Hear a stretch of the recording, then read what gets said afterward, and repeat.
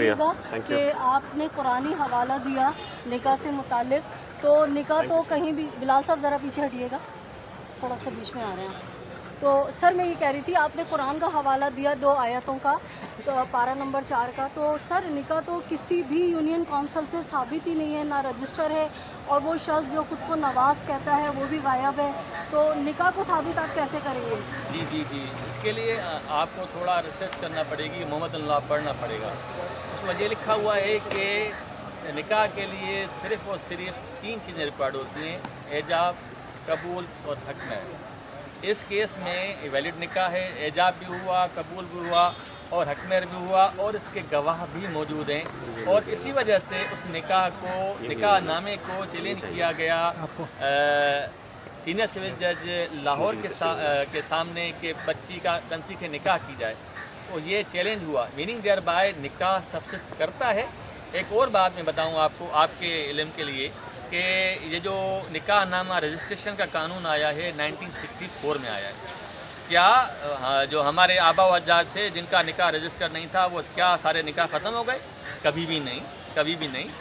تو یہ رجسٹرڈ نہ ہونا ایک ایسی چیز ہے, ارریگولرٹی کہہ سکتے ہیں, اس میں کوئی اللیگلٹی نہیں ہے. اور اس کے لیے اگر کوئی کسی کے خلاف کوئی ایکشن لیا جا سکتا ہے تو وہ نکاح رجسٹرار کے خلاف لیا جائے گا کہ اس نے کنسرن UC میں اس نکاح کو رجسٹرڈ کیوں نہیں کروایا. مگر سر جس طرح سے ویڈیو بیان موجود ہے, جو نکاح خوان اور جو گواہ تھا وہ اپنے 3 مختلف بیان جو ہیں وہ بدل چکے ہیں, ان کو آپ کیا کہیں گے؟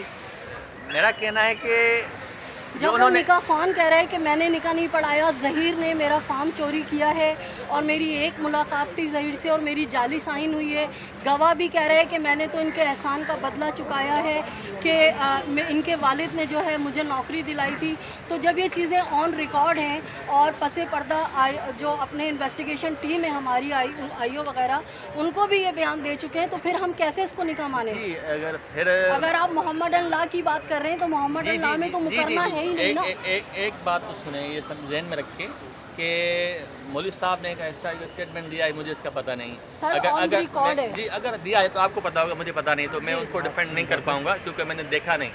اگر آپ مجھے اپنا نمبر دیں گے تو میں ویڈیو کلپس آپ کو بھیج سکتی ہوں. میں آپ کو نمبر دے دوں گا, یقیناً آپ مجھے ویڈیو کلپ دیکھیں, کیونکہ آپ کو پتا ہے کہ آج کل فوٹو شاپ میں کیا ہوتا ہے, مجھے پتا نہیں ہے. سر فوٹو شاپ نہیں ہے, ہتھکڑیاں بیڑیاں لگا کے وہ بیٹھے ہوئے ہیں, اور ہمارے ساتھی جرنلسٹوں نے ان سے سوال کیا تھا. جی یقیناً کیا ہوگا, مجھے پتا نہیں اس بات کا. جو چیز مجھے پتا نہیں ہے تو میں اس کو ڈیفینڈ یا ڈیفینڈ نہ کرنا کیسے کر سکتا ہوں. ہاں تو سر محمد اللہ تو کہتا ہے نا کہ اگر کوئی گواہ ہو یا نکاح پڑھانے والا ہو, وہ معزز عدالت یا معتبر افراد کے سامنے اقرار کرے کہ ہاں یہ ان کا غلط رشتہ نہیں ہے, خدا نہ خواستہ زنا نہیں ہے, انہوں نے شادی کی ہے, میں نے پڑھایا ہے, میں گواہ ہوں. لیکن یہاں تو گواہ نکاح خوان سبھی مکر گئے, تو ہم اس کو کیسے نکاح مان لیں؟ تو پھر گواہ نکاح خوان جو آپ کہہ رہے ہیں کہ مکر گئے ہیں, تو ان کے خلاف چارج کیوں فریم ہو رہا ہے؟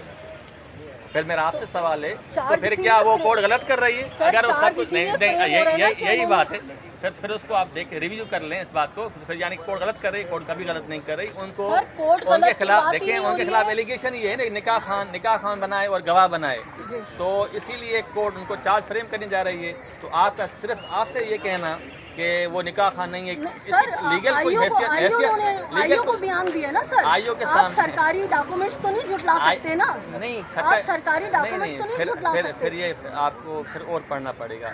آرٹیکل 38 39 قانون شہادت کہتا ہے کہ اگر کوئی ملزم کہہ دے پولیس کے سامنے کہ میں نے 100 خون کیے ہیں, تو اس کی کوئی قانونی حیثیت نہیں ہے, کورٹ اس کو نہیں مانتا. Thank you very much.